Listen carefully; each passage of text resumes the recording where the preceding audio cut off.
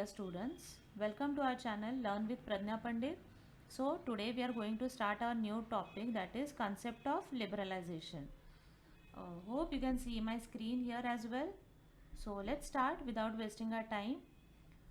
Globalization and privatization have become the buzzwords in the current economic scenario. Yes, we all are continuously day in day out hearing these two words, that is globalization and privatization, which are both of them are exactly opposite to each other. The concept liberalization, globalization and privatization are actually closely related to one another. Are you surprised? Let's study ahead what it is. The concept liberalization, globalization, and privatization are actually closely related to one another.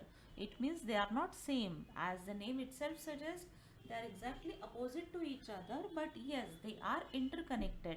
They are connected to each other. You want me to explain in Hindi? Then surely I'll help you out.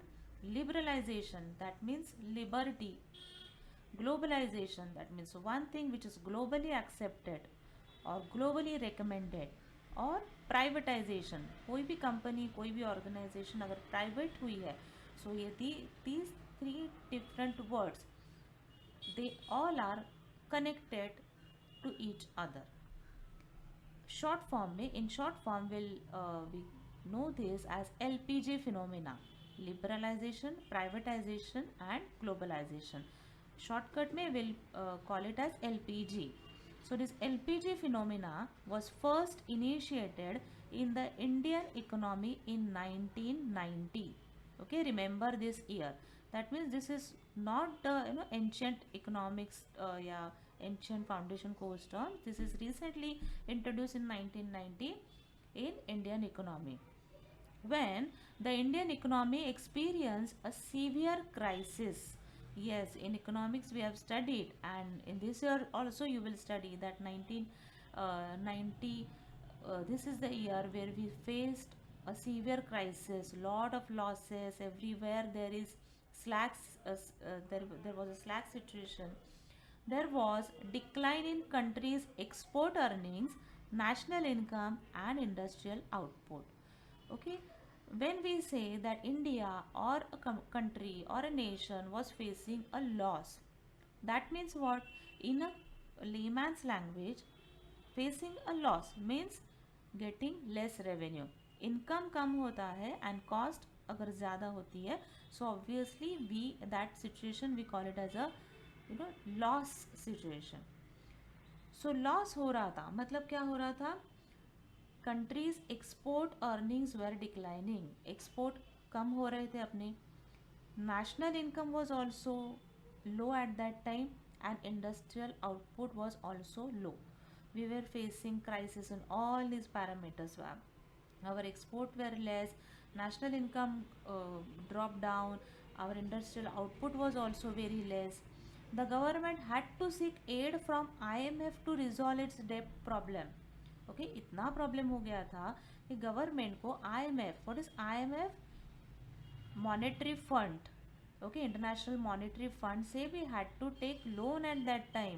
Why? To resolve its debt problem. That is when the government decided to introduce NIP 1991, New Industrial Policy. Children, remember these words, write it somewhere, because henceforth in every year and every subject of commerce or management, you will continuously going to read this NIP policy, 1991 policy, crisis situation in 1990. So write it down somewhere. So in 1991, government introduced NIP and started liberalization of various sectors, that is liberalizing the Indian economy. Okay, now what is the liberalization? As the name itself suggests, liberalization is liberty. Liberty means no restrictions, isn't it? So in this official or this academic language, we'll define this as liberalization means elimination of state control over economic activities. Very simple, definition. You underline this or you write it down along with me right now, right away. Liberalization means elimination. Elimination means कम करना, reduce करना. Elimination of state control. किसका control? State का control. Okay, government का, state government का कोई भी control इस particular activity पे नहीं रहेगा. That is known as liberalization. Again I reiterate, liberalization means elimination of state control over economic activities. liberalization किस चीज़ का होगा? स्टेट कंट्रोल एलिमिनेशन, मतलब स्टेट का कंट्रोल कम किस पे होगा? योर पर्सनल एक्टिविटीज़ पे नहीं, आपके सोशल एक्टिविटीज़ पे भी नहीं. कौन से एक्टिविटीज़ पे? इकोनॉमिक एक्टिविटीज़ पे. Okay, economic activities means those activities which consist of revenue and cost, जिससे पैसा लेन देन की बात होती है, that is economic activity. In another word, it implies greater autonomy to the business enterprises in decision making and removal of government interference. Oh, this is a big sentence. Here you might face that the difficulty in understanding. You may feel कि okay, क्या पढ़ रही है, कुछ समझ में नहीं आ रहा है. So let me explain this in simple language. किसी भी चीज़ की अगर आपको लिबर्टी मिलती है, फ्रीडम मिलता है, so obviously you will be pleased to know ना that आपको बहुत खुशी होगी. The same thing is applicable over here. It implies greater autonomy to business enterprises. Greater autonomy to business enterprises किस चीज़ में? डिसीजन मेकिंग में. अगर आप पे किसी भी चीज़ का कंट्रोल कम होगा तो what you will be able to do? आप डिसीजन मेकिंग अच्छे से कर सकते हो, आप अपने काम पे फोकस कर सकते हो. क्यों? क्योंकि किसी की नज़र नहीं है आप पे, कोई आपको कंट्रोल नहीं कर रहा है. Isn't it? So the same thing is applicable to organizations, companies, industries. अगर स्टेट का कोई कंट्रोल नहीं रहेगा तो इंडस्ट्री या ऑर्गेनाइजेशन अपने हिसाब से, अपने कन्वीनियंस के हिसाब से डिसीजन मेकिंग कर सकती है. क्यों कर सकती है? क्योंकि लिबरलाइजेशन की वजह से. Okay, and removal of government interference. किसी का भी, अगर आप पर्सनल लेवल पे भी चीज़ अप्लाई करके देखो कि अगर किसी चीज़ का आपके ऊपर कंट्रोल नहीं है या इंटरफियरेंस नहीं है, सो क्या होगा फिर? आप अच्छे से पढ़ाई कर सकते हो या आप आपकी डिसीजन मेकिंग अच्छे से कर सकते हो. Isn't it? So same thing is applicable over here. के लिबरलाइज्ड हो गई कोई भी कंपनी या कोई भी ऑर्गेनाइजेशन, तो ऑर्गेनाइजेशन का जो मैनेजमेंट है वो अपने प्रॉफिट एंड लॉस के हिसाब से अच्छे से डिसीजन मेकिंग कर सकता है. Understood? So see, this thing we have covered till now. Next, it was believed that market forces of demand and supply would automatically operate to bring about greater efficiency and economy would recover. Means what?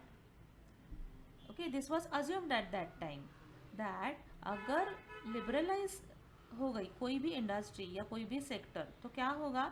Demand and supply forces जो है market की, वो अपने अपने हिसाब से काम करेंगे एंड किसी का भी कंट्रोल नहीं होगा. अगर किसी चीज़ की डिमांड पब्लिक ने बढ़ाई तो जो सप्लायर रहेगा या जो मैन्युफैक्चरर रहेगा वो अकॉर्डिंगली सप्लाई ज़्यादा करेगा एंड डिमांड सप्लाई कंडीशंस जो है वो इक्वल रहेंगे एंड इकोनॉमिक हमारी रिकवर हो जाएगी. This was assume that time.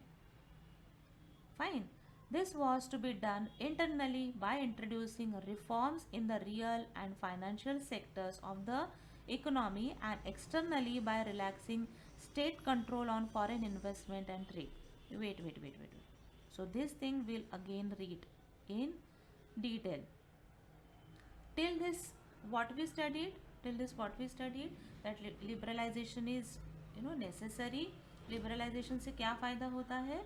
Decision making हम अच्छे से कर सकते हैं एंड क्या होगा?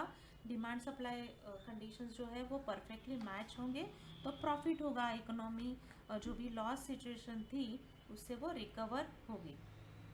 बट कैसे होगी? यहाँ पे नोबडी इज़ अपॉइंटेड ना, कोई मैनेजर या कोई ऑफिसर नहीं है जो ये काम करेगा. सो कैसे करेंगे ये? This was to be done internally कैसे करेंगे? By introducing reforms. कोई नए